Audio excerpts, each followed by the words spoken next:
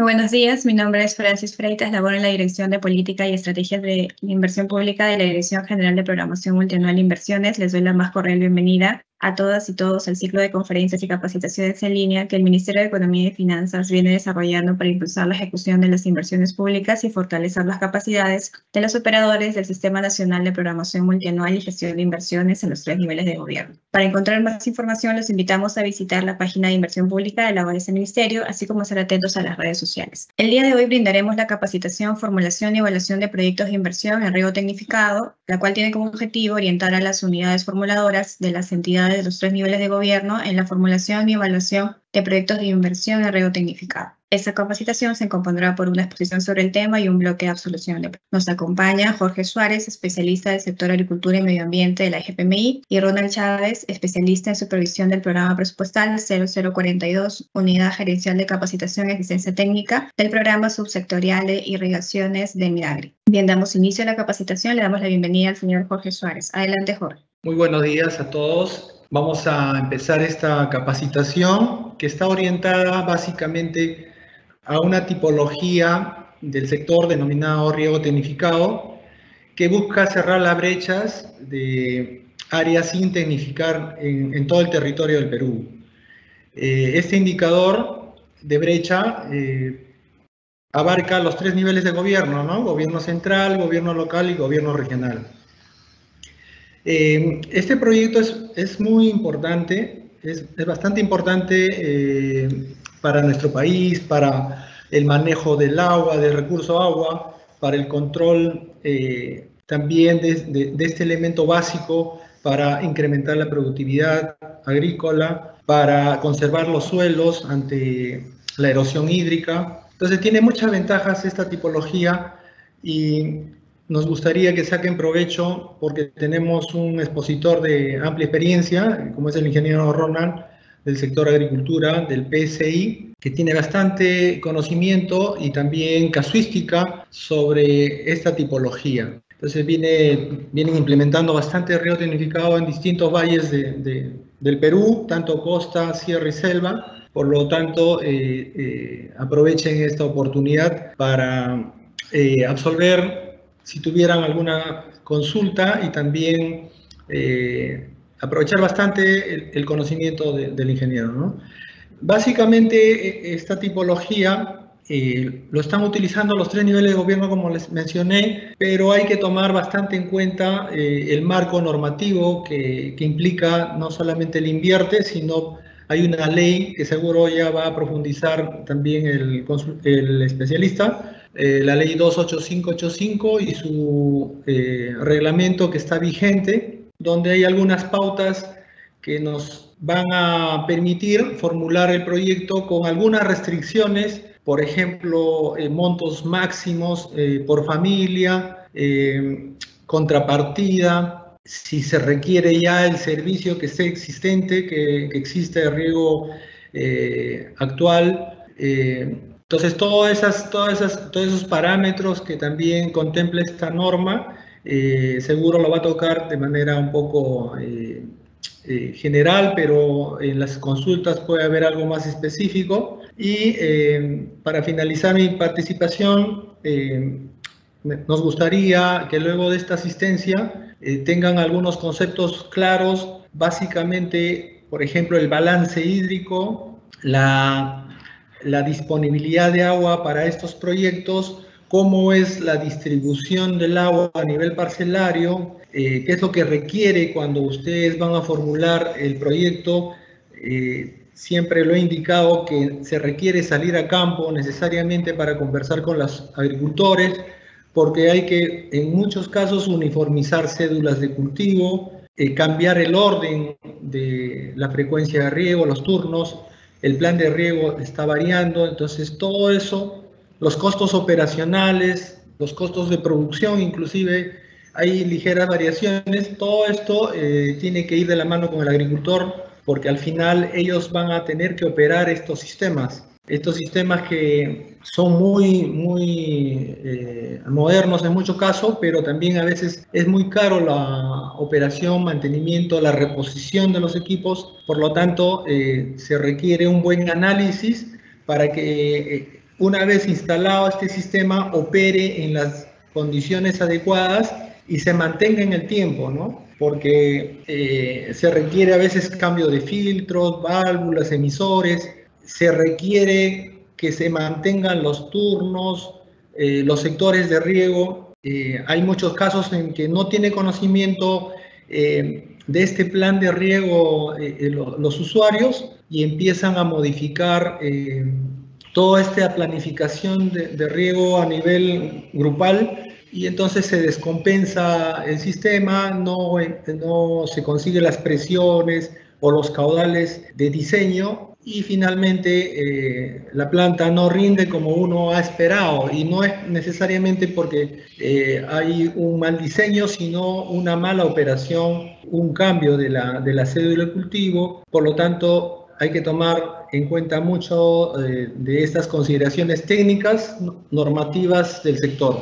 Entonces, doy pase al ingeniero Ronald Chávez y estoy atento a las consultas. Muchas gracias. Muchas gracias, Jorge, por las palabras de introducción a la capacitación. Vamos a dar la bienvenida al señor Ronald Chávez. Adelante, Ronald. Bueno, el día de hoy voy a exponer, creo que no me han escuchado, pero el día de hoy voy a exponer sobre la formulación y evaluación de proyectos de riego tecnificado. Voy a dar algunos alcances a tener en cuenta para poder formular y evaluar proyectos de este tipo, ¿no? Que sean exitosos y permitan al productor, que es lo que nosotros buscamos, que el productor agrario incremente sus ingresos y haya un movimiento de la actividad económica en la zona donde estos proyectos son instalados, ¿no? Repito, mi nombre es Ronald Chávez Silva. Vengo trabajando en el PSI del Midagri desde el año 2002, inicialmente como extensionista en riego. Posteriormente he desempeñado labores de supervisor o de evaluador de proyectos de riego tecnificado y ahora último como supervisor del programa presupuestal 0042. El siguiente, por favor. Vamos a hablar un poco sobre los métodos de riego. Es importante que ustedes lo conozcan porque aquí vamos a determinar un factor muy importante para los procesos de evaluación. Nosotros ya conocemos nuestros sistemas de riego tradicionales, que es el riego por gravedad. Mayormente lo vamos a encontrar por el método de riego por surcos o un método de riego por pozas o melgas, ¿no? Son sistemas de riego ineficientes, ¿no? Que tienen mucha pérdida de agua desde la conducción, distribución del agua a través de los surcos, perdón, de los canales, de las contrasequias, y durante la aplicación del agua a nivel parcelario, como vemos en las fotos, ¿no? Bastante agua entra a cada uno de estos espacios y bastante de este volumen de agua se pierde por escorrentía superficial o por percolación profunda de las aguas, ¿no? Por lo tanto, tenemos una eficiencia de riego que varía entre el 30 y 35%. Esto es un valor que ustedes tienen que tener en cuenta porque en la formulación del proyecto se va a usar este valor para poder calcular la demanda de agua de los cultivos y la situación sin proyecto. Entonces recuerden, un riego por gravedad, por surco, melgas, tenemos una eficiencia de riego de 30 a 35%. El siguiente, por favor.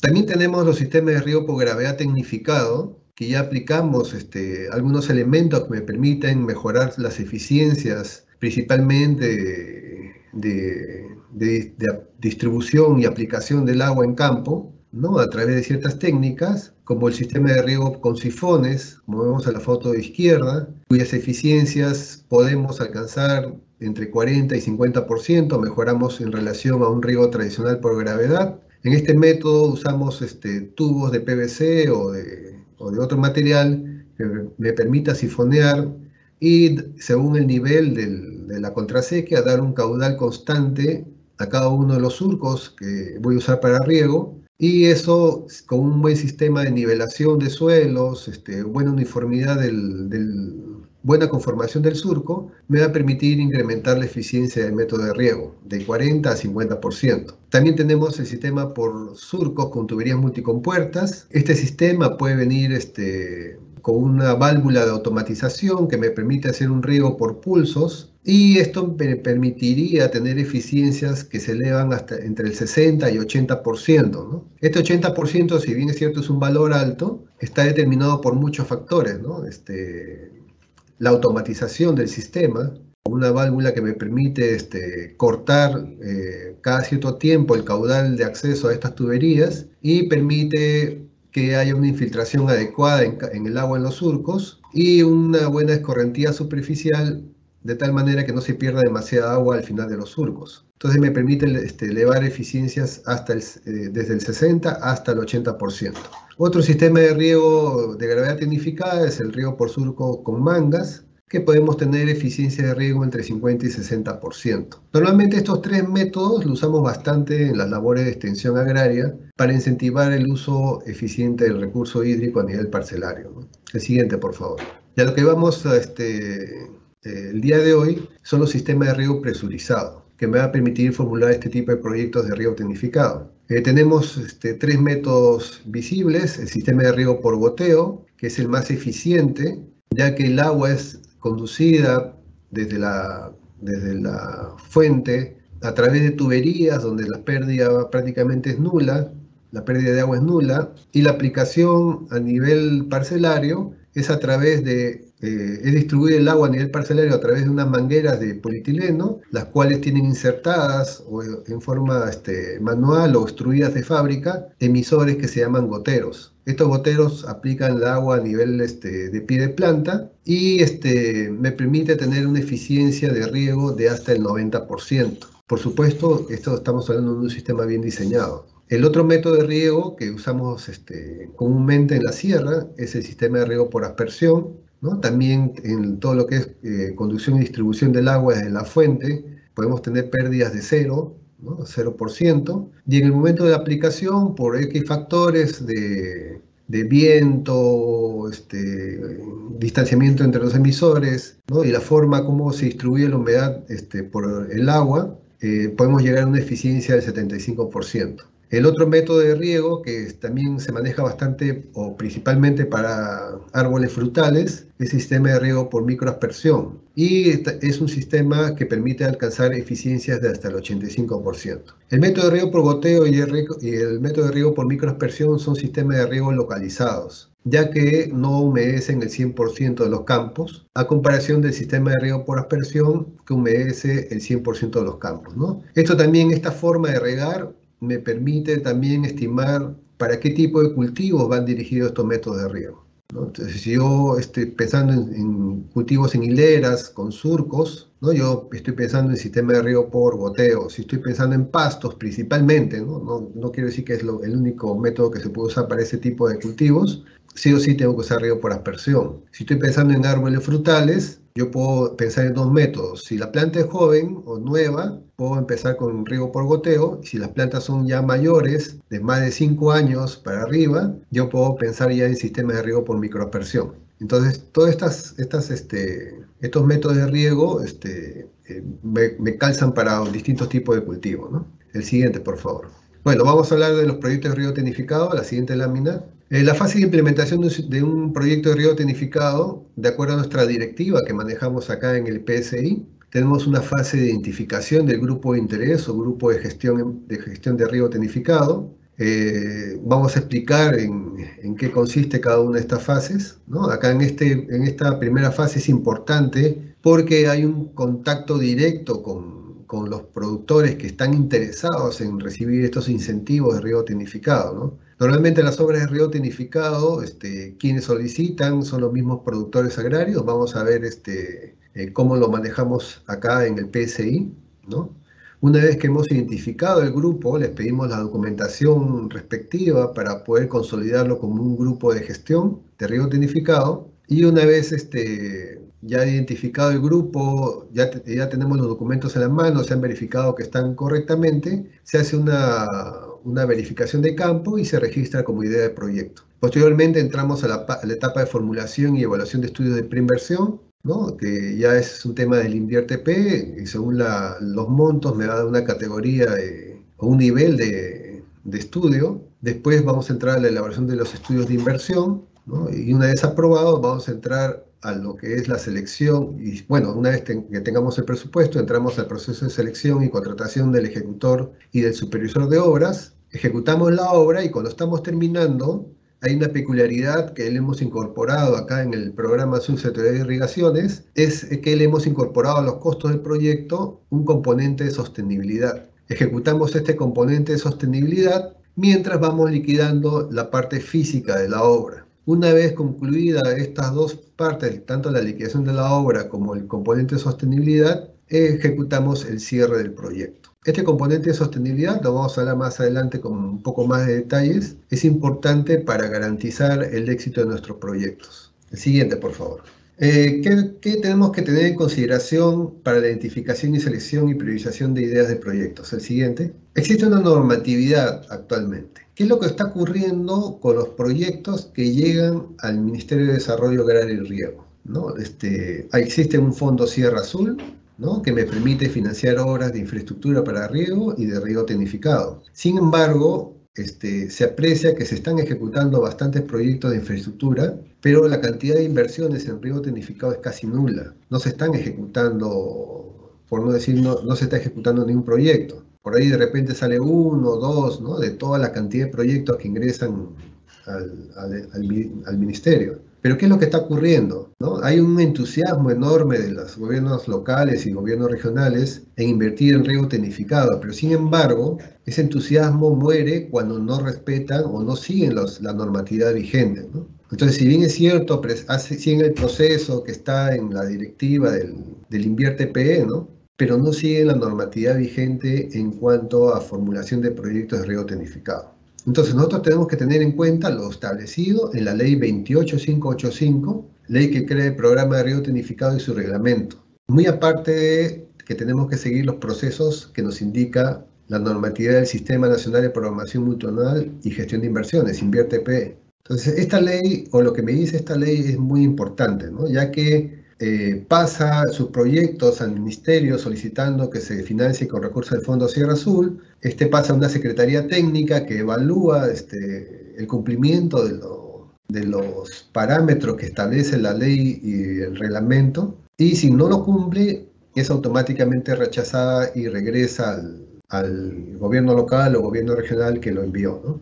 Entonces, ¿qué es lo que nosotros tenemos que hacer? Es conocer bien la normativa vigente en cuanto a riego tecnificado. Vamos a hablar sobre la normativa, pero les informo que esta normativa está en revisión para poder hacer algunas modificaciones en vista de las distintas casuísticas que se van presentando o se han ido presentando a lo largo de su vigencia. La siguiente, por favor. Vamos a hablar sobre la Ley 28585, Ley de Creación del Programa de Riego Tecnificado, ¿no? Esta ley fue promulgada con fecha 19 de julio del 2005 y su reglamento fue aprobada con Decreto Supremo número 04/2006 AG del 19 de enero de 2006, que aprueba el reglamento de esta ley. ¿Cuál es el objeto de la ley? Lo que me dice es que se declare necesidad y utilidad pública la creación del programa de riego tecnificado que promocione el reemplazo progresivo de los sistemas de riego tradicionales en el sector agrícola en general. Esta parte es bien clave, ¿no? Me está diciendo promociona el reemplazo progresivo de los sistemas de riego tradicionales. ¿Cuáles son los sistemas de riego tradicionales? Los sistemas de riego por gravedad, ¿no?, que ya mencionamos al inicio. Riego por surco, riego por melgas, por pozas, etc., ¿no? No me está hablando de eriazos ni de secano, porque el de secano, si bien es cierto se cultiva, los terrenos de secano no son regados, o sea, no se está usando un método de riego ahí. El siguiente, por favor. ¿Cuál es el objeto del reglamento de la ley 28585? Normar las iniciativas del sector público en materia de riego tecnificado, así como la creación y funcionamiento del programa de riego tecnificado. O sea, ¿qué quiere decir? Que toda iniciativa del sector público, gobierno local, regional y nacional, son normadas por este reglamento, ¿no? Entonces, eso es lo que nosotros tenemos en consideración. No es que el gobierno local X lo hace a su manera, lo ejecuta a su manera, no. Hay que seguir estos lineamientos para no entrar en problemas, ¿no? Y si es que nosotros queremos financiar un proyecto a través del Ministerio de Desarrollo Agrario y Riego, se va a tener que respetar esta norma vigente, ¿no? El siguiente, por favor. ¿Cuáles son los requisitos de los beneficiarios? Según la ley, dice que tienen que acreditarse propietario o posesionario del predio. Que los predios deben contar con un documento correspondiente al uso del agua o acreditación de la disponibilidad del recurso hídrico otorgado por la ANA. También me dice que las comunidades campesinas y nativas ejercen su derecho de acuerdo a sus usos y costumbres. Aquí hay que tener una consideración bien clara. Al momento que ya me está diciendo que tiene que tener un derecho con un documento correspondiente al uso del agua, ya de por sí me está hablando que estamos tratando con terrenos que actualmente están bajo riego y que cuentan con estos derechos, ¿no? Y si me pide la acreditación de disponibilidad de recurso hídrico, que es otro documento que es muy usado cuando hacemos proyectos de infraestructura, es para un proceso de regularización, ya que yo no podría ejecutar el proyecto de riego tecnificado si es que no tengo la licencia en la mano, ¿ya? Entonces yo puedo iniciar mi proceso de estudios con una certificación hídrica o una acreditación de disponibilidad hídrica, pero yo no podría iniciar la ejecución de la obra si no tengo la licencia otorgada. Entonces eso hay que tenerlo en cuenta. Principalmente lo que un gobierno local o regional debería hacer es hacer un mapeo en su ámbito y determinar o trabajar conjuntamente con las organizaciones de usuarios de agua y determinar qué áreas están bajo riego y cuáles son las que cuentan con este documento de derecho de uso de agua y cuáles son las que faltaría regularizar para que las trabajen y las tengan en el futuro y puedan incorporarse a proyectos de riego tecnificado, ¿no? Otra condición es el no haber recibido incentivos de riego tecnificado anteriores para proyectos de riego tecnificado. Si ha sido beneficiado ya anteriormente, no puede volver a recibir incentivos la persona que se está presentando, ¿no?, al proyecto. Otra condición es no tener aportes o participación del Estado, con excepción de aquellas entidades cuyos predios sean destinados a la investigación y o educación relacionados al sector. Antes, por ejemplo, cuando entramos en la sierra, nos encontrábamos con algunos proyectos que incluían, por ejemplo, a un centro educativo, ¿no? Y el centro educativo tenía un área, unas chacras asignadas a este centro educativo, como eran agropecuarios, y no se podía intervenir en ellos, ¿no? Ahora la ley sí me permite, el reglamento de la ley me permite, para procesos destinados a la educación, en el caso de INIA para investigación, si está colindante con el área que estamos queriendo tecnificar, ¿no? Y otros que establezcan en las bases del concurso o por el ente rector. El ente rector actualmente es el Ministerio de Desarrollo Agrario y Riego, ente rector en riego tecnificado, y la rectoría se lo ha encargado a la Dirección General de Infraestructura Hidráulica y Riego, la DEGIR, ¿no? Es quien ejerce la función de ente rector encargado por el MIDAGRI. El siguiente, por favor. Tiene que realizar su aporte económico, hay contrapartida, excepto algunos casos, ¿no? Pero en la mayoría de casos existe una contrapartida, ¿no? Que tiene que poner el agricultor, porque se busca que ellos se comprometan con el proyecto, ¿no? A veces cuando no les cuesta nada, simplemente si algo falla, no funciona, lo que hacen es lo abandonan y regresan a su forma de regar anterior, ¿no? Pero si ellos han invertido algo en ese proyecto, ya se preocupan un poco más, ¿no? Y aunque a usted le resulte increíble, lo que se ha determinado que en la sierra, ¿no?, en la región sierra, es donde más aportan contrapartida a comparación de la costa, ¿no? Otro de las obligaciones es cumplir con los objetivos y compromisos establecidos en el proyecto, ¿no?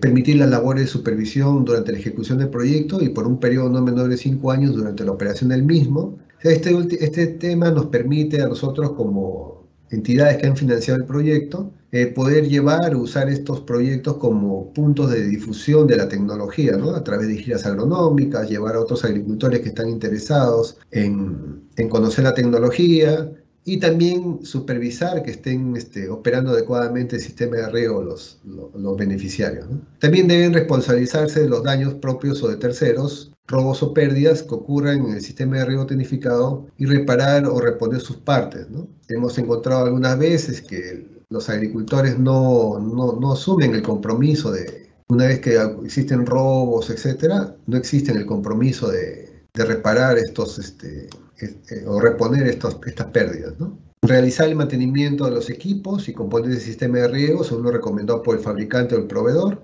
Otros que establezca el ente rector o las bases de los concursos, y cumplir con las obligaciones asumidas en el sistema financiero correspondiente al financiamiento. O sea, ¿qué quiere decir? Que algunos se prestan plata para poder financiar su contrapartida, y lo que se les pide es que cumplan con el pago de sus deudas, ¿no? Siguiente, por favor. De los proyectos. Lo que me dice el reglamento de la ley, que el proyecto debe ser mayor a 5 hectáreas y no poseer la condición de tierras seriazas, ¿no? Entonces, nosotros como PSI ya hemos determinado que no vamos a atender proyectos pequeños, ¿no? Antes hacíamos proyectos de 5, 10, 15 hectáreas, ¿no? Pero lo que nos dimos cuenta es que no causábamos impacto en la zona. Entonces, ya de unos años atrás, ya se ha buscado identificar proyectos que superen las 50 hectáreas arriba, ¿no? Que buscan tecnificar un bloque de riego o un lateral o una comisión o un comité de riego completo, ¿no? de tal manera que exista un movimiento económico en la zona y cause impacto, no solamente en este movimiento económico que él mencionaba, sino también causa impacto en el uso eficiente del recurso hídrico, ¿no? Que se aprecie a nivel de comisión o comité, comisión o a nivel de junta de usuarios un impacto en el uso eficiente del recurso hídrico.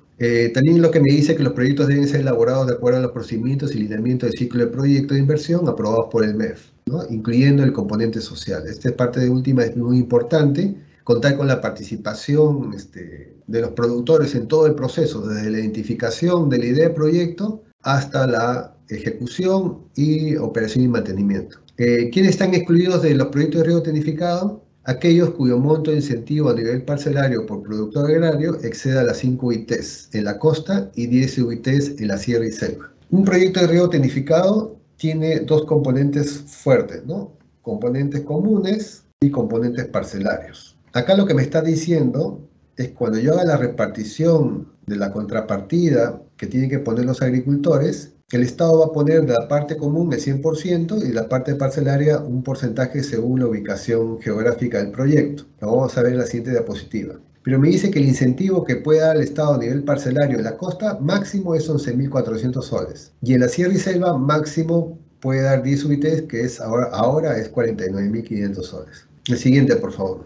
¿Cuáles son los incentivos máximos que da el Estado? El Estado financiará el costo del suministro, construcción e instalación de los componentes comunes del sistema de riego. ¿Cuál es el componente común de los sistemas de riego tecnificado? Aquellos componentes que benefician a más de un agricultor. Por ejemplo, si yo tengo un proyecto de riego tecnificado de 200 hectáreas y este proyecto está alimentado, tiene una sola toma, un solo desarenador, un solo reservorio, un solo cabezal de filtrado, todos estos componentes que benefician a todo el proyecto, el Estado financia el 100%. Todo lo que es la tubería que conduce y distribuye el agua hasta cabecera de parcela, esa tubería beneficia a todos los agricultores porque sirven para más de un agricultor. Entonces todo eso paga 100% el Estado. También me dice que los incentivos a nivel parcelario tendrán los siguientes límites. En la costa, el incentivo máximo es el 50% de la inversión referida al suministro e instalación de riego tecnificado parcelario. Y en la sierra y selva, el 80% de la inversión referida al suministro e instalación de riego tecnificado parcelario.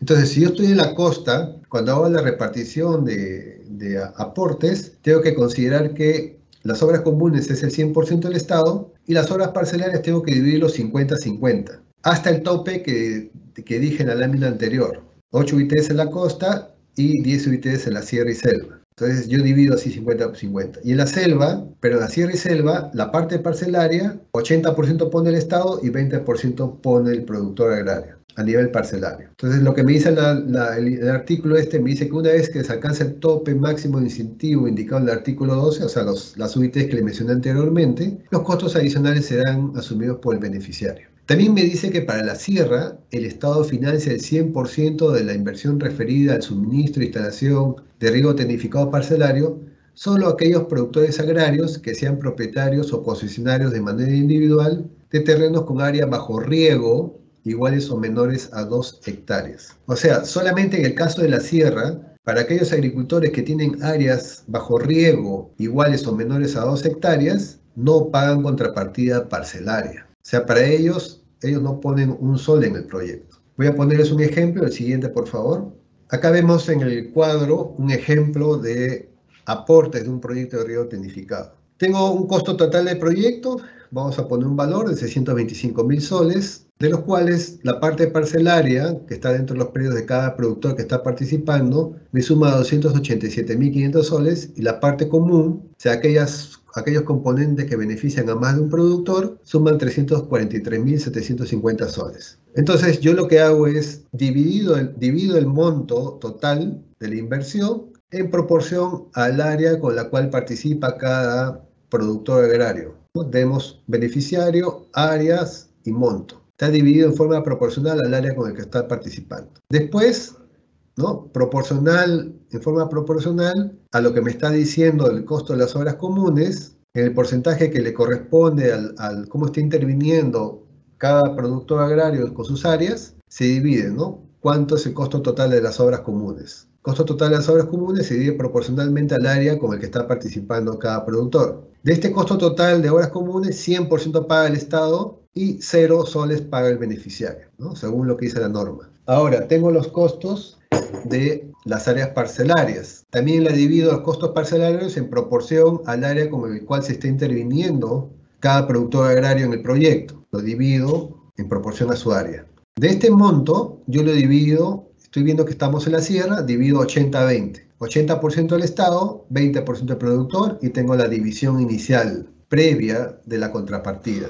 Pero sin embargo, la norma que me dice, oiga, tienes dos parámetros acá de a tener en cuenta. Primero, que el máximo incentivo o los incentivos máximos son de 10 UITs, ¿no? 49.500 soles a nivel parcelario. Y la otra que me dice es que aquellos productores agrarios que tienen menos de 2 hectáreas, menor o igual a 2 hectáreas, no ponen contrapartida. Entonces voy a empezar con el segundo término. Aquellos que tienen menos de 2 hectáreas no ponen contrapartida. El segundo productor agrario, el tercer productor agrario tiene menos de 2 hectáreas, el quinto también tiene menos de 2 hectáreas, el séptimo también, el 8 tiene igual a 2 hectáreas, y todos estos productores que he mencionado le pongo 0 como aporte de contrapartida, y la diferencia que les tocaba lo sumo al aporte del Estado. Entonces, esta es la forma como lo voy manejando. Y los otros productores que tienen más de 2 hectáreas, verifico que el aporte del Estado no haya llegado a los 49.500 soles que dice como incentivo máximo a nivel parcelario. Verifico que ni uno pasado llegó a este monto, por lo tanto se mantienen igual los aportes de contrapartida de los agricultores.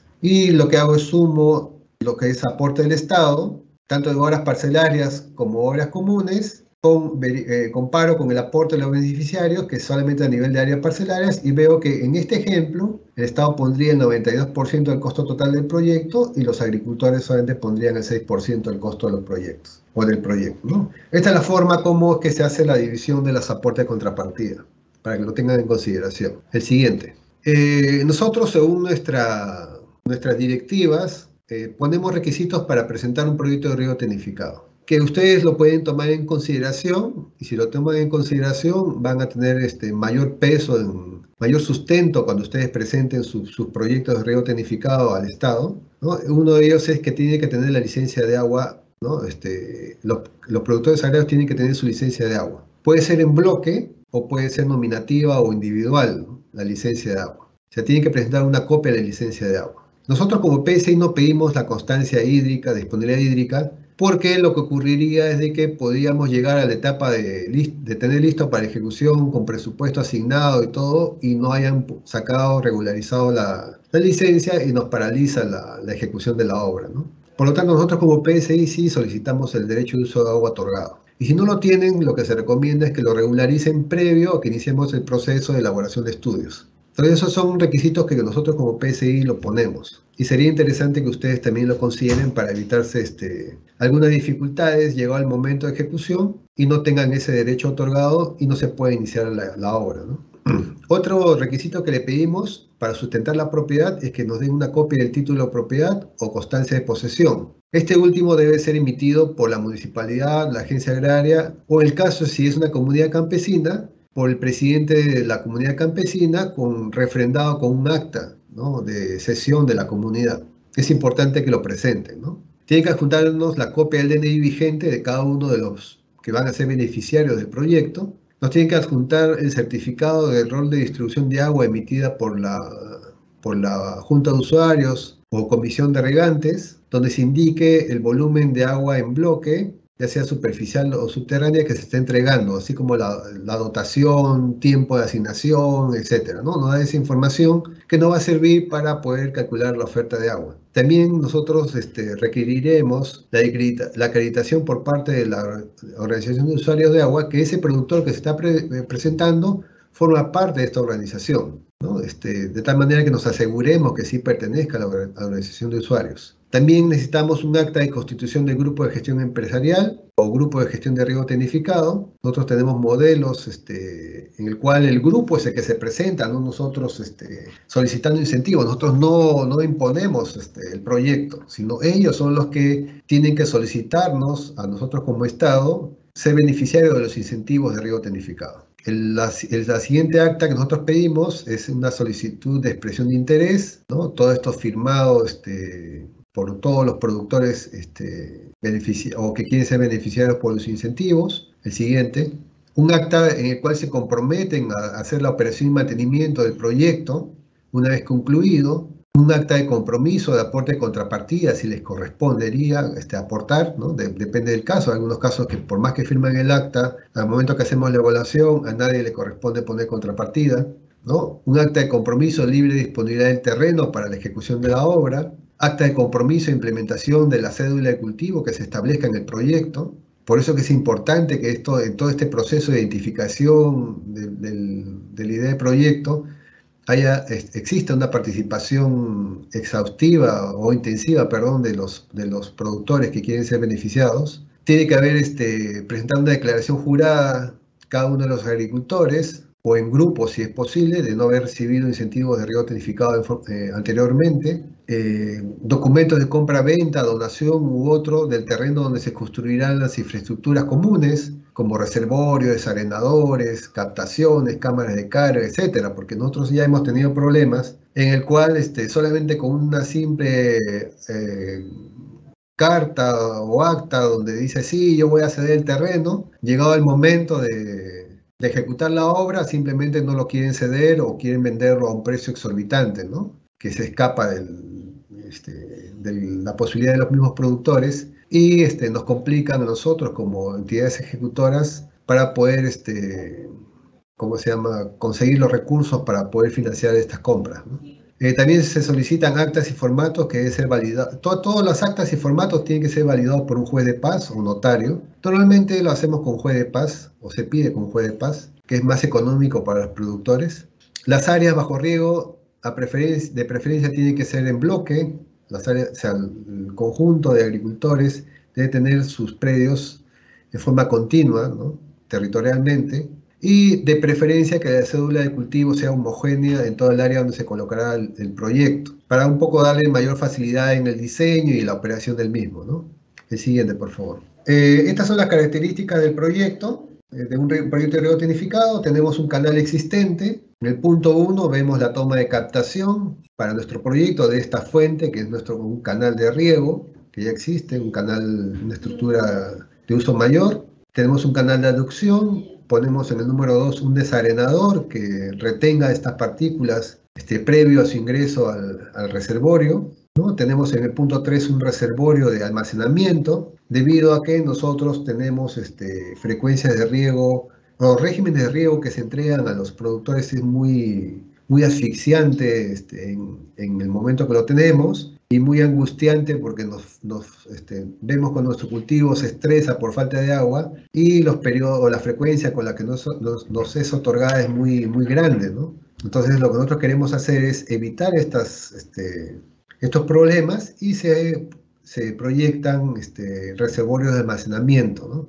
De tal manera que me permita almacenar el agua y tener la disponibilidad todos los días de esta hasta que llegue el siguiente turno de asignación de agua para riego, ¿no? Entonces también tenemos en el número 4 un cabezal de riego, donde podríamos, según el método de riego, tener de repente unidad de filtrado, sistema de fertirriego, la unidad de bombeo, si es necesario, elementos de control, ¿no?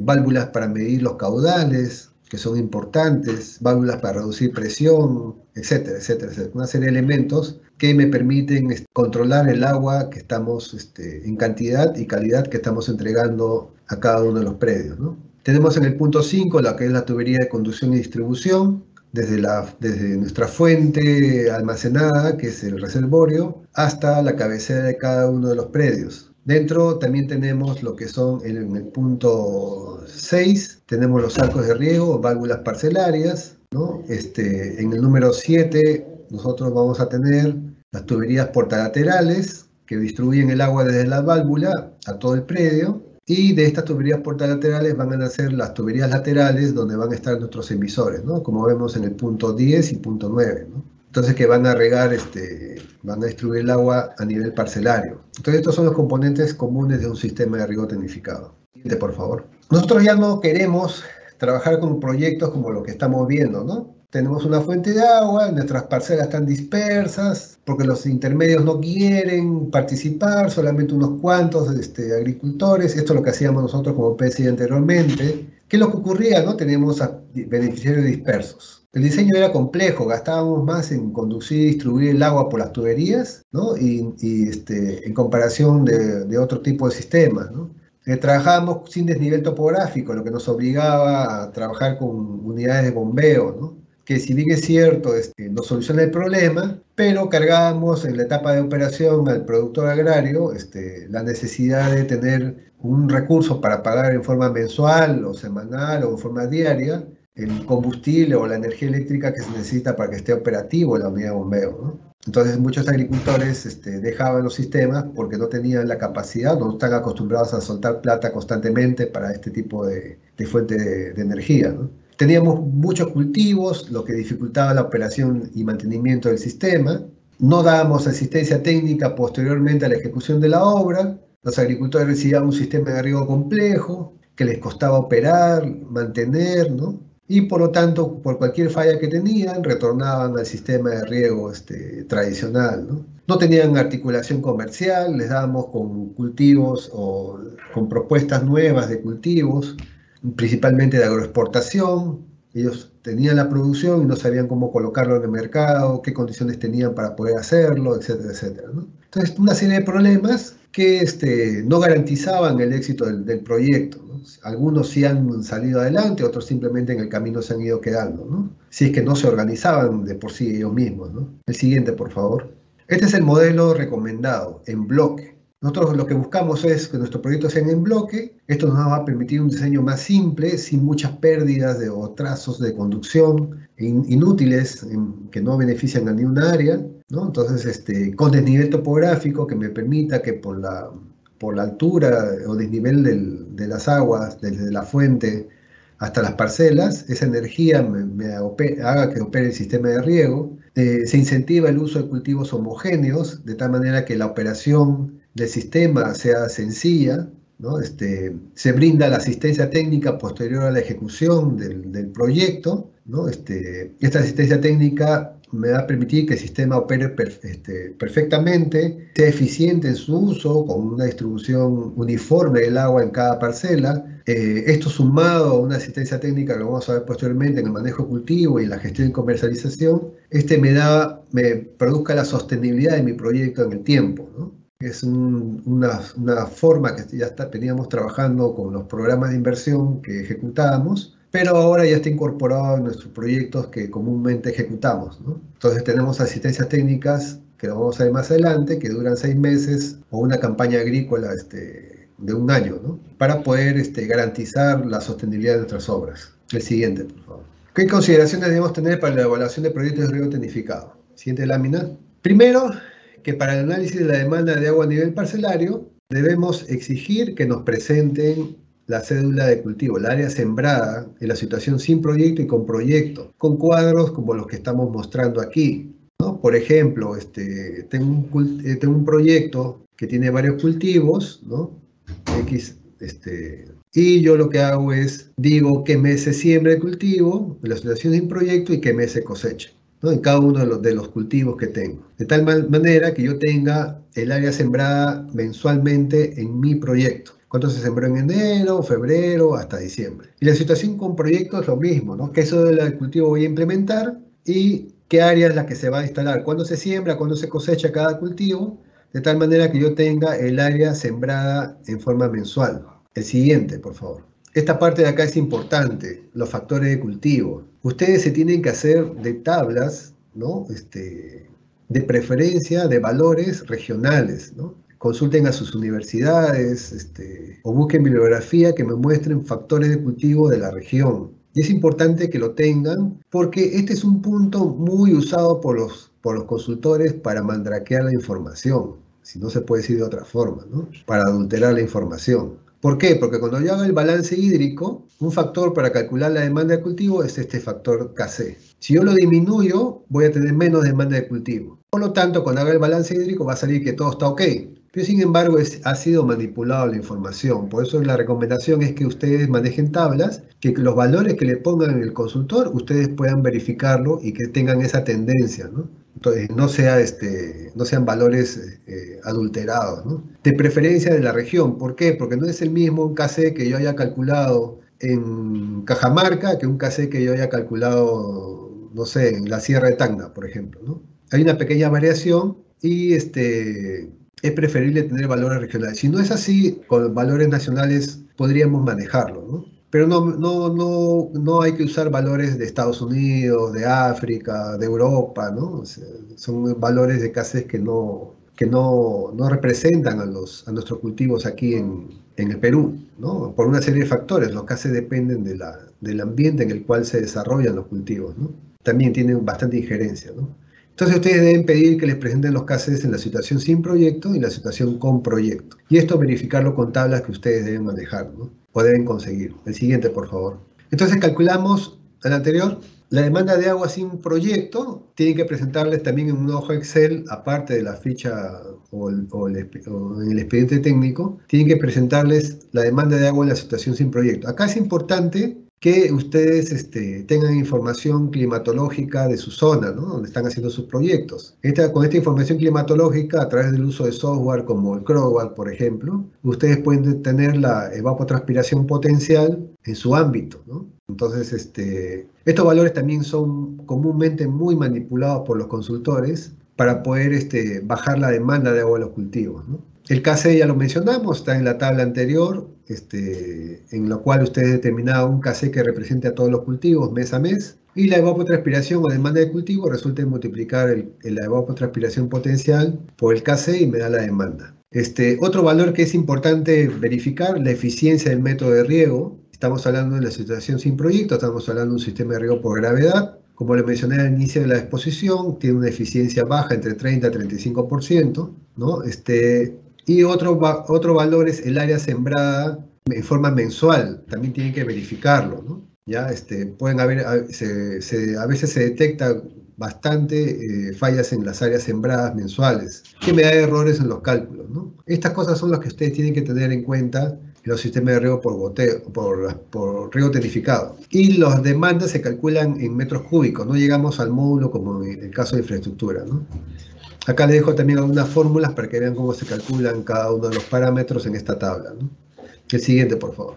Acá se aplica lo mismo, la evapotranspiración potencial es la misma sin proyecto y con proyecto. El KC depende del cultivo, ¿no? Que en la situación sin proyecto puede haber un cultivo y la situación con proyecto otro cultivo. Tienen que tener ustedes en cuenta aquí la eficiencia del método de riego nuevo que van a emplear. En este caso es 0.9, que es un sistema de riego por goteo, según el ejemplo, y verificar también las áreas sembradas en la situación con proyecto. Y el siguiente, por favor. En el análisis de la oferta de agua de riego a nivel parcelario, ustedes también tienen que tener en cuenta la situación con y sin proyecto en función de los datos que le da la comisión o comité de regantes en esa declaración, en ese formato que les mencionaba, ¿no? De ahí sacan esta información y elaboran la oferta de agua con y sin proyecto, debe ser la misma, no tiene por qué cambiar, ¿no?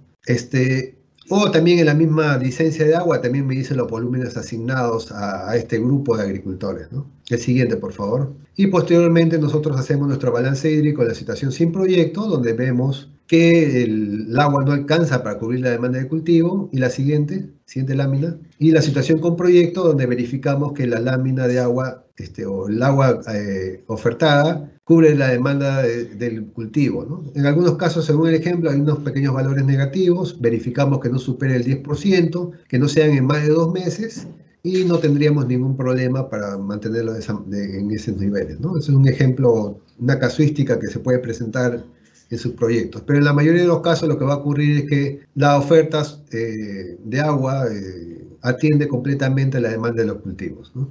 En cuanto a parámetros de diseño, cuando vamos a entrar al diseño agronómico de los cultivos, hay varios parámetros que se calculan, ¿no? Lámina disponible, lámina aprovechable, evapotranspiración de los cultivos, los intervalos de riego, la lámina bruta, etcétera, una serie de valores, ¿no? Pero cuando nosotros hacemos las verificaciones de estos valores, tenemos que tener en cuenta ciertos elementos. Primero, que para el cálculo de la lámina disponible hay que verificar que se anexe el análisis de suelo que sustente los datos usados. Porque en la lámina disponible se usan parámetros físicos del suelo, ¿no?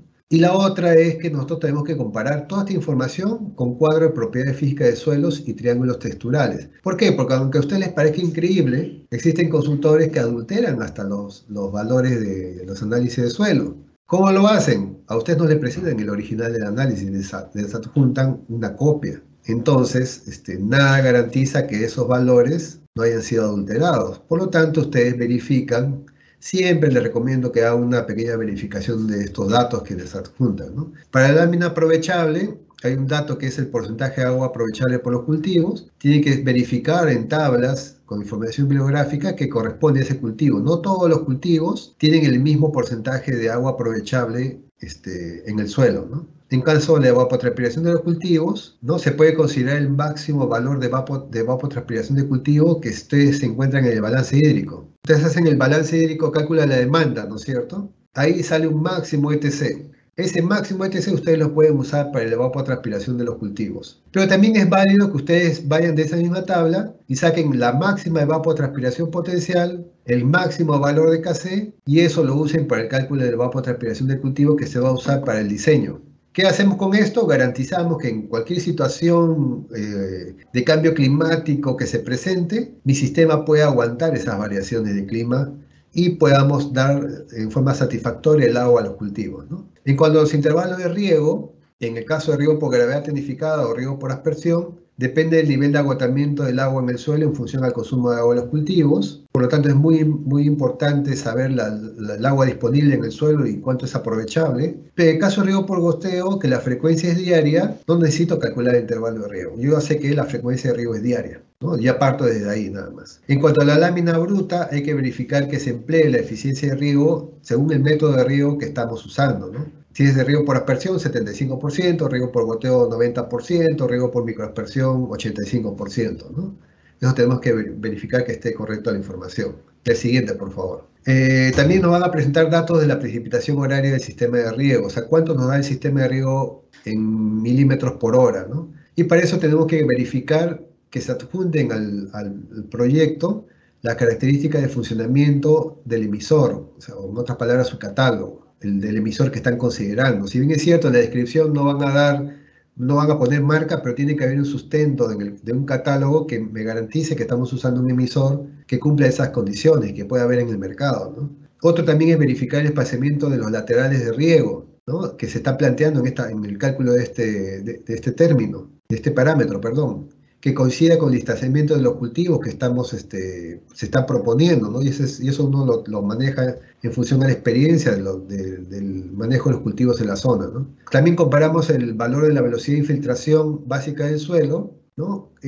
Con esta precipitación horaria. Esta precipitación horaria, o sea, lo que me da el sistema, no tiene que tener valores mayores a la velocidad de infiltración del agua en el suelo. Por ejemplo, si mi velocidad de infiltración del agua en el suelo es 15 milímetros por hora, mi precipitación horaria tiene que ser menor a esos 15, 14, 10, 5 milímetros por hora. Eso me va a garantizar que el agua que se aplica no se empose y haya escurrimiento superficial, sino que se infiltre. Por lo tanto, este parámetro tiene que compararse con la velocidad de infiltración del agua en el suelo. En las horas de riego por turno, depende de la lámina bruta para el riego y la precipitación horaria del sistema, ¿no? Entonces yo tengo una lámina que voy a necesitar para regar, cuánto me aporta mi sistema y en cuánto tiempo voy a necesitar regar para cubrir esa demanda, ¿no? El número de turnos riego depende de las horas máximas disponibles en el día para riego. Deben ser consultados los productores. El valor no puede ser determinado únicamente por el formulador. O sea, yo tengo que ir al campo, el formulador tiene que ir al campo y decir, señores, ¿cuántas horas de riego ustedes están dispuestos a regar en el día, ¿no? Por supuesto, si yo tengo más horas de riego en el día, mi sistema de riego va a ser más económico versus regar en menos horas en el día, ¿no? Entonces eso, pero tiene que ser consultado al productor agrario, no tiene que ser impuesto por el formulador. El siguiente. Acá les alcanzo algunos datos bibliográficos de las características de las propiedades físicas del suelo. Acá están las velocidades de infiltración según tipo de suelo, el peso específico aparente del suelo. Estos valores ustedes los comparan con lo que les alcanza el formulador en sus hojas Excel para que lo comprueben, o de repente en el mismo expediente técnico, la capacidad de campo, el punto de marchitez, etc., ¿no? Son datos para que ustedes lo tomen como referencia. Pueden conseguir otra información bibliográfica si ustedes lo consideran pertinente, ¿no? El siguiente, por favor. Acá les alcanzo también el triángulo textural que les permite comparar si la información que le están proporcionando es la correcta. Ustedes acá tienen para ingresar el porcentaje de limo, arcilla y arena de un análisis de suelo para verificar que el resultado es el correcto, ¿no? Entonces, la forma que nos ingresan los parámetros es en el sentido de las flechas. El siguiente, por favor, vemos esto va a ir reflejado en este análisis de suelo, ¿no? Cuánto porcentaje de arena, limo y arcilla tenemos. Y yo lo que hago es verifico con el triángulo textural a ver si los resultados son los correctos, ¿no? Hasta esto se han visto casos que se ha tratado de adulterar, ¿no? El siguiente, por favor. Y por supuesto, bastante ayuda en la inspección física del campo, ¿no? Previo a la aprobación del estudio hay que verificar. Y ahí nosotros vemos, si me dices un suelo franco arcilloso, cuando yo he hecho la inspección, me doy cuenta que su suelo es un suelo franco arenoso, se tiende más para arenoso. ¿Qué hacen ellos? Hacen esto a propósito para que el suelo tenga en el papel aparezca con mayor capacidad de almacenamiento de agua de suelo y me empiezan ahí a adulterar la información, ¿no? Acá, una vez que han calculado, verifique que les alcancen un cuadro similar a y que los valores correspondan a los cálculos que hemos visto anteriormente, ¿no? Y esta información va a ser usado para el diseño hidráulico, es muy importante. Con esto sectorizamos y agrupamos, ¿no? Qué agricultores van a ir juntos o de repente cuál sector va a ir primero, segundo y tercero, ¿no? Y me va a servir para eso. El siguiente, por favor. Y después vienen los parámetros de operación, que en forma gráfica me dice cómo es que va a operar el sistema de riego, ¿no? Y de aquí viene todo lo que es diseño hidráulico. El siguiente, por favor. Es importante que les alcancen este tipo de cuadros para que ustedes puedan verificar cómo va a funcionar el sistema de riego y cuando les presenten el plano, ustedes ya sepan cómo es que va a ir trasladándose los turnos de riego, ¿no? En cuanto al diseño hidráulico, ¿qué aspectos deben tener en cuenta? La variación de presiones en los sectores de riego. Esto es lo que ustedes ven en el dibujo, es lo que ocurre dentro de un sector de riego gobernado por una válvula, ¿no? Tienen mayor presión normalmente al momento que ingresa el agua al sector, y esta presión va bajando hasta que llegamos al punto más lejos donde hay una presión mínima, ¿no? Esto es lo que normalmente ocurre, pueden ocurrir distintas casuísticas aquí, pero lo que ustedes se tienen que verificar es que la variación de presiones dentro de un sector de riego no debe ser mayor a 20%. Por lo tanto, la variación de caudales en ese sector no debe ser mayor a 10%. Esto me garantiza una uniformidad de riego del 90% y un coeficiente de uniformidad mayor al 90%, 95% aproximadamente. Si yo permito que mis sectores de riego tengan variaciones de presiones mayores a 20%, lo que va a ocurrir es que voy a tener variaciones de caudal mayores a 10% y mi uniformidad va a ir bajando. Si es riego por goteo ya no va a ser 90%, va a ser 85%, aproximadamente va a ir bajando mientras más variación de presión permitamos, ¿no? La presión y caudal con la que operan los emisores deben estar sustentados con catálogos que muestren la presión de operación, caudal de descarga y coeficientes del emisor considerado, ¿no? Entonces esto lo manejan bastante los diseñadores. Si alguno de ustedes es especialista, podría tener en cuenta para poder evaluarlo, ¿no? Y se debe tener cuidado en la longitud de los laterales de riego. Algunos proyectos vienen con longitudes muy grandes, 200, 300 metros de manguera, ¿no? Para goteo, ¿no? Entonces se genera mucha desuniformidad, bastante agua al inicio y al final de la manguera, poca agua o nula agua en la parte intermedia, ¿no? Entonces hay que tener cuidado con las longitudes. Se pierde uniformidad cuando hay longitudes de laterales muy largos, ¿no? Una fila de aspersores funcionando al mismo tiempo, mientras más largo, menos uniforme se vuelve el sistema, ¿no? Hay que tener cuidado en eso. La variable de operación de los equipos. Hay que verificar los rangos de caudales y presión con los que van a operar los equipos en el diseño, ¿no? Entonces, si yo tengo una manguera que funciona con máximo 10 metros de presión, una cinta de riego, yo no le puedo en el diseño pensar que va a entrar con 15 metros, ¿no? Simplemente no va a funcionar o en la práctica va a reventar. Si bien es cierto, me va a salir uniformidades, variaciones de presión de menos a 20%, pero la manguera lo primero que va a hacer es reventar cuando esté en la etapa operativa, ¿no? Hay que verificar qué ocurre. Los mismos accesorios, válvulas, filtros, etcétera, ¿no? Tienen rango de funcionamiento, de caudal y presión, hay que verificarlos, ¿no? Se debe tener cuidado en las presiones dinámicas y estáticas con las que va a operar el sistema de riego, de tal manera que no superen las máximas establecidas en los catálogos, las máximas operación de trabajo de los elementos del proyecto, ¿no? Según lo que está establecido en el catálogo. Imagínense que yo tengo diferencia de niveles en mi proyecto de más de 100 metros y mis tuberías funcionan hasta 100 metros, ¿no? Entonces yo lo que tengo que poner es cámaras rompepresión, reductoras de presiones estáticas, etcétera, ¿no? O cuando está operando, poner reductores de presión dinámica, ¿no? Para que pueda regular y bajar la presión y que no supere lo que me dicen los catálogos. Eso también tengo que verificarlo. También tengo que verificar que la velocidad de flujo que me presentan en los diseños hidráulicos no deben superar los 2.5 metros por segundo ni ser inferiores al 0.5 metros por segundo. El primero, porque el riesgo de golpe de ariete es muy fuerte, muy alto, ¿no? Entonces, hasta 2.5 con válvulas de cierre lento, yo puedo manejar los golpes de ariete. Más de estas velocidades el riesgo es muy alto, ¿no? De rotura de tuberías cuando estén en la etapa de operación. Y velocidades muy bajas, menores a 0.5, lo que va a ocurrir es que va a haber bastante sedimentación en el sistema y no me va a permitir hacer una adecuada purga, ¿no?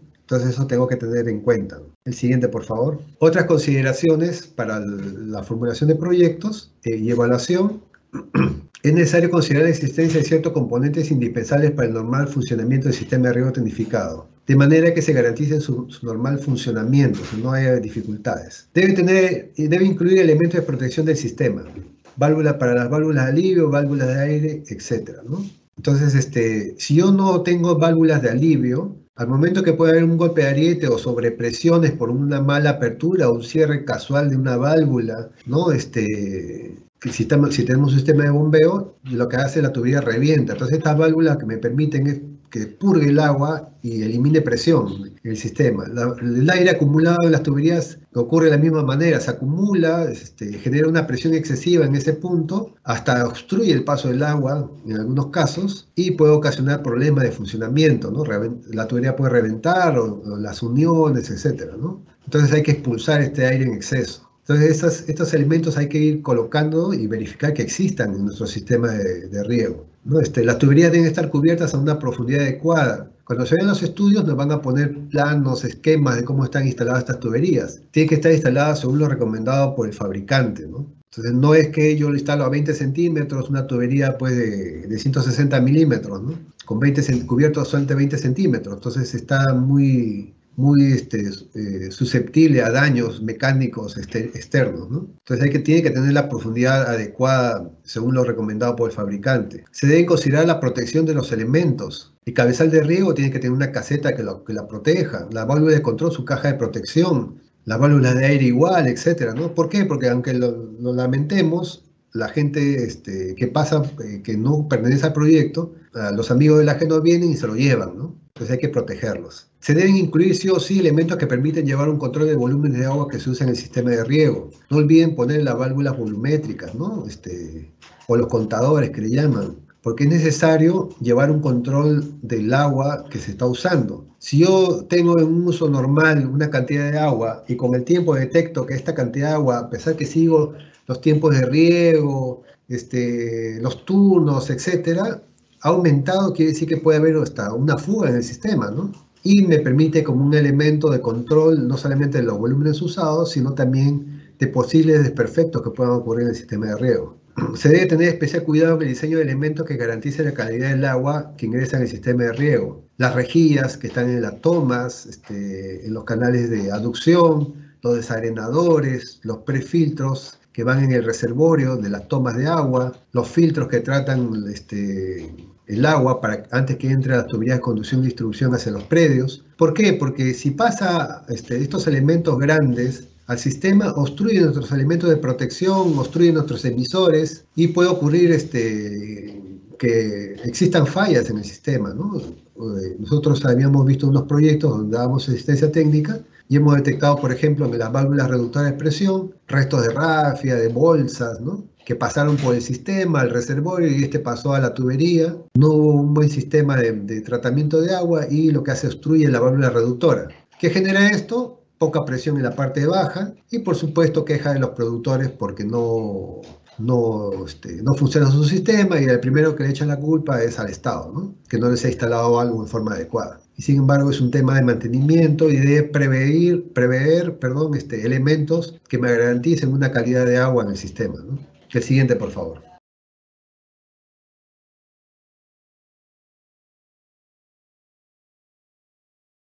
Así como les mencioné al inicio que nuestro ciclo de proyectos, al momento que se ejecutaba la obra y se concluía, había un componente de sostenibilidad, mientras que la obra física era liquidada. Una vez concluida ambos, sostenibilidad y la liquidación, se cerraba el proyecto. Entonces es importante y les recomiendo que ustedes consideren un componente de sostenibilidad de las obras, ¿no? Nosotros estamos entregando a los productores agrarios un sistema de riego complejo, de una tecnología nueva para ellos, por lo que es necesario darles asistencia técnica y acompañarlos por lo menos una campaña agrícola o un año como mínimo, ¿no? Entonces, porque lo van a necesitar, se los recomiendo que se incorporen, ¿no? Los aspectos a implementar serán los siguientes. La asistencia técnica en la operación y mantenimiento del sistema de riego tecnificado, ¿no? Que garantice los tiempos de riego según la programación, ¿no? De riego estipulada, que les ayude a los agricultores a formular una programación de riego, ¿no? Según la etapa fenológica de cómo se va manejando el cultivo, ¿no? De repente, si el cultivo lo tiene, el fertirriego, etcétera, ¿no? Entonces, regular presiones, medir constantemente uniformidad de riego para garantizar la eficiencia adecuada del sistema, etcétera, etcétera, etcétera. También se recomienda asistencia técnica de manejo de cultivo, ¿no? Entonces, de tal manera de que nosotros ayudemos en el tema de fertilización, control de plagas, control de enfermedades, ¿no? Que garanticen la obtención conjuntamente con el uso adecuado del agua de un buen cultivo en cantidad y calidad, ¿no? Y todo este trabajo también lo hacemos o se recomienda que se haga en forma articulada con otras instituciones, ¿no? Todo eso tiene que estar descrito en el componente de sostenibilidad. El otro punto a tratar en este componente es la asistencia técnica de gestión y comercialización, ¿no? En el cual nosotros trabajamos con el productor agrario, ya les vamos viendo el mercado, dónde vamos a colocarlo. De repente articulamos con otras instituciones como Agroideas, etcétera, de tal manera que a través de ellos lo incorporemos en una cadena de producción a estos productores agrarios, ¿no?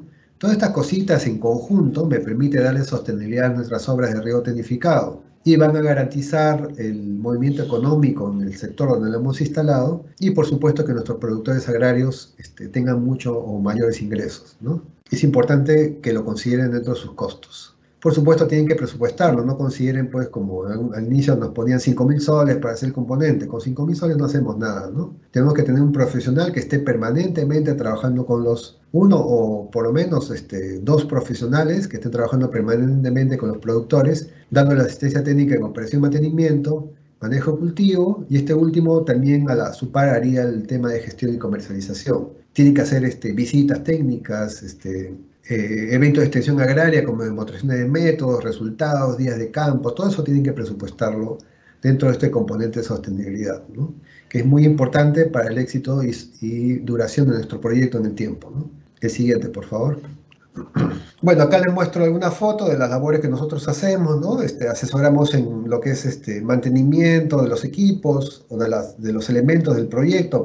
En la primera foto a la izquierda ustedes ven en la limpieza de los reservorios. En las épocas de venida de la sierra viene muy cargada el agua y el desarenador no logra retener todo lo que se quisiera. Por lo tanto, periódicamente, si es posible, se hace una jornada de limpieza del reservorio, ¿no? Se da asistencia técnica en el uso de los instrumentos, de los emisores, medición de presiones, etcétera, manejo de cultivo. De la foto del centro, como el tema de la comercialización del producto, ¿no? Se unen con otras entidades para ver el tema de darle valor agregado a la producción, etcétera, etcétera. Entonces son una serie de actividades que nosotros ya estamos empezando a implementar en nuestros proyectos y en el futuro todas nuestras intervenciones como PSI están ligadas y comprometidas con un componente de sostenibilidad. Esta misma actividad ya la estamos viendo incorporar también en las obras de infraestructura para riego, ¿no? Que no la tenían. De tal manera que nosotros garanticemos su adecuada operación y mantenimiento y a la vez desarrollemos las capacidades de las organizaciones de usuarios para operar, mantener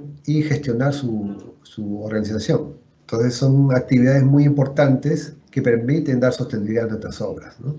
El siguiente creo que esto es todo. Bueno, muchísimas gracias y estamos atentos a sus consultas. Voy a entrar a la hoja de consultas. Al panel de expositores, ahora procederemos a la ronda de preguntas. La primera pregunta es, si presentan la acreditación hídrica, ¿sirve también para la oferta o solo para la licencia? Ya, sí. ¿Voy contestando una por una o espero que me dicten todas las preguntas? Me parece que hizo una pregunta Francis y le he entendido, Ronald, a ver, quizás yo le contesto. Y a ver, mejor. Según lo que va indicando, vamos respondiéndoles, ¿no? Dicen si la acreditación hídrica permite obtener la oferta. Sí, es correcto.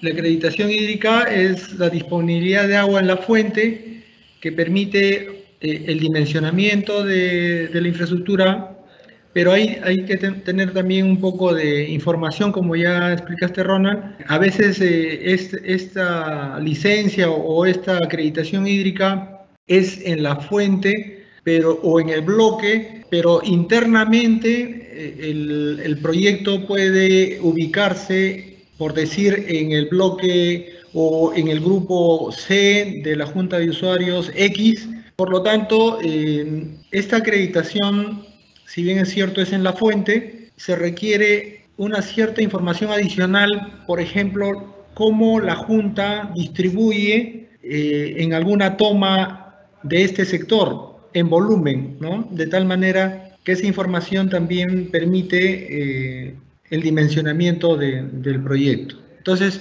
la acreditación sí sirve para obtener la oferta, pero para el dimensionamiento, para el diseño, hay que tener una información un poco más detallada de cómo es la distribución actual del agua en bloques o en algunas tomas, de tal manera que esa sería la disponibilidad para el proyecto, ¿no? En la frecuencia, en el tiempo y en el volumen que la Junta le va a otorgar a este sector donde vamos a implementar nuestro proyecto. Gracias. Sí, Jorge, solamente para complementar lo que has comentado, siempre es bueno contrastar toda la información, ¿no?, que nos otorgan esta certificación, acreditación hídrica, que no es una licencia, con el documento que nos alcanza la misma Organización de Usuarios de Agua, ¿no? Lo que me dice caudal y frecuencia, con la que me otorga a nivel del punto de captación que voy a tener para mi proyecto, ¿no? Hay que hacer siempre el contraste de toda esa información para sacar una información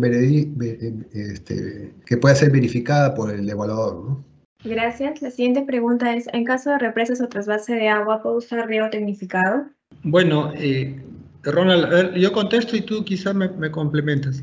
No, En caso de represas y trasvases, entiendo, ya es un indicador diferente al de riego tecnificado, pero eso no es limitativo para implementar un proyecto de forma quizás integral hasta la distribución del agua, pero hay que tener cuidado ahí porque en esta tipología que estamos hablando en específico es para obtener incentivos parcelarios, es decir, estamos entrando ya a la chacra, a un tema privado, pero hay una norma que nos da un marco para obtener los incentivos parcelarios, es decir, lo que ya les ha comentado Ronald, de los sistemas de riego parcelario, ¿no? Mangueras, emisores, filtros, cabezales de riego, etcétera. Todo este componente parcelario, en este caso de la pregunta en específico, como entiendo que hay una represa y un trasvase, son áreas nuevas, ya no aplicaría la norma, porque se trataría de terrenos eriazos o sin riego, ¿no? Entonces, por lo tanto, ya no aplicaría incentivos. Lo que tendría que hacer ahí el consultor, revisar si realmente los usuarios van a poner la totalidad del sistema de riego parcelario como contrapartida y de tal manera que se instale todo el sistema y entre en operación y no de forma fraccionada, ¿no? Hemos visto muchos proyectos que hacen represas con un módulo de riego para goteo, por ejemplo, con una eficiencia para goteo, pero tú revisas todo el proyecto y no está el componente de riego parcelario, es decir, han propuesto algo fraccionado. Y en realidad un proyecto debe entrar en operación una vez culminada su implementación, por lo tanto, tendría que justificar adecuadamente, en este caso de la pregunta, que todos los usuarios aporten el 100% de todo el área parcelaria. Ya no aplicaría en esta tipología que hemos estado indicando, sino ya es un caso particular. Gracias. Gracias, Jorge. La siguiente pregunta es necesario el aporte beneficiario en el costo de la inversión? Sí, se incluye todo el aporte en el costo de la inversión. Gracias. La siguiente pregunta es, ¿los equipos de reposición son parte del costo de inversión? En caso de reposición, porque esto no se da, ya esto es en operación del sistema, ¿no? Ya seguro Ronald ha sido un poco más preciso ahí. A veces los emisores, a veces las mangueras sufren de colmatación por deficiencias o ya desgaste propiamente los filtros. Entonces ya no entra en los costos de inversión esta reposición, pero sí en el análisis del flujo de beneficios, o sea, de los costos generados en el horizonte de evaluación. En el año, por ejemplo, 5, hay cambio de mangueras, ¿no? Entonces, todo ese costo se carga en el año 5 y se trae al valor presente para una evaluación económica. Pero en el costo de inversión no va a la reposición. Sí, es correcto, Jorge. Los equipos que se usan en los sistemas de riego tecnificado tienen un nivel de vida útil, ¿no? Podemos tener mangueras de goteros, las más delgadas pueden durarme una campaña agrícola y así puedo tener distintos espesores de pared de las mangueras y que me pueden durar 10 años también, ¿no? Entonces, tampoco vamos a escoger, no escogemos los espesores más delgados, pero escogemos algunos que me permitan por lo menos llegar a los 3, 4 años de utilidad, y esos valores se consideran en el análisis económico, ¿no? Entonces, pero no se suman los costos, como dice Jorge. Así igual lo que es elemento de filtrado, válvulas, ¿no? Todo eso se considera su nivel de vida útil en el análisis económico. Muchas gracias. La siguiente pregunta es, tenemos una licencia de uso de agua superficial para varias asociaciones, pero solo una de ellas solicita la intervención de un proyecto de inversión de riego tecnificado. ¿Es posible su intervención haciendo uso de dicha licencia mancomunada? Habría que analizar bien la licencia, cómo es que está detallada, ¿no? A veces hay licencias que se presentan en bloque y me detalla totalmente quiénes son los productores agrarios que son beneficiarios de esa licencia. Entonces, digamos, hay licencias que vienen en bloque y me detalla 100 productores agrarios que son beneficiarios con la licencia. Y hay otros que son muy generales, que solamente me dice que el bloque de riego tiene este volumen asignado y me da la distribución mensual de la asignación. Entonces, en ese caso ya entraríamos nosotros a tallar con un documento de la Junta de Usuarios o comisión o comité que tiene la licencia, y el cual nos tiene que dar el padrón de usuarios para verificar quiénes son los productores que son beneficiarios con esa licencia. Y una vez identificados los productores agrarios, en base a eso y proporcional al área que tienen, en el cual están siendo beneficiarios con la licencia, se saca el volumen de agua ofertado, ¿no? Entonces, en respuesta general, yo puedo tener una licencia para una cantidad de agricultores, de los cuales parte de ellos sí se presentan o solicitan ser beneficiarios de incentivos y puede ser usada esa licencia, ¿no? Bien, muchas gracias. La siguiente pregunta es, ¿cuáles son los procedimientos para el desarrollo de este tipo de proyectos? Voy a ser un poco más general en el caso del invierte y quizás ahí me complementa Ronald.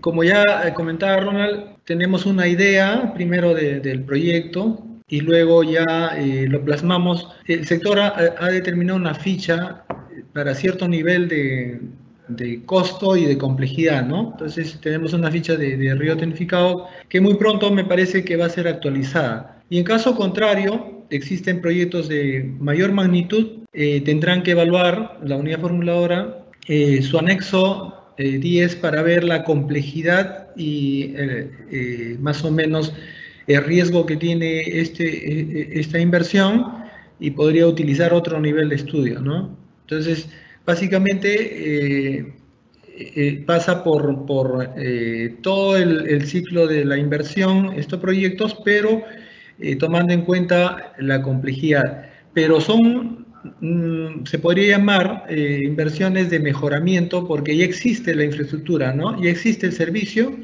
por lo tanto no debería ser tan complicado. El diseño sí, ¿no? El diseño para alcanzar ya en la operación, lo que mencionaba Ronald, la expresión, la tolerancia en la expresión máxima o los caudales, de tal manera que se distribuye adecuadamente en el espacio el agua en volúmenes dosificados para evitar para evitar el exceso o el estrés en este caso que afectaría a la planta, que ya son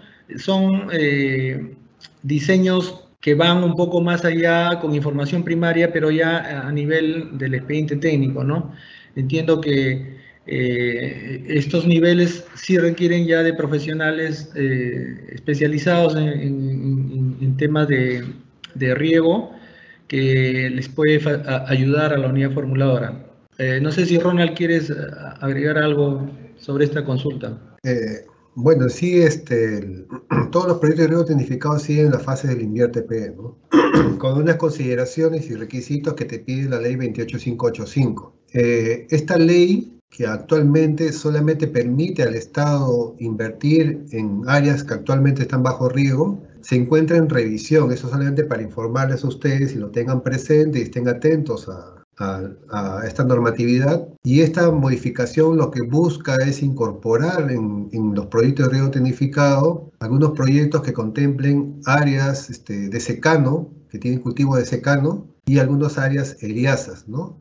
Entonces, ya el Ministerio de Desarrollo Agrario y Riego está trabajando con esta modificación, y se tendrá que hacer un análisis posterior a la tipología con la cual se van a ir formulando los estudios, ¿no? Eso es lo que quería complementar. Gracias. Hemos culminado la ronda de preguntas. Agradecemos al panel de expositores que nos acompañaron esta mañana con la capacitación. Agradecemos a todas y todos los participantes por su asistencia y damos por concluida esta capacitación. Buenas tardes, hasta pronto.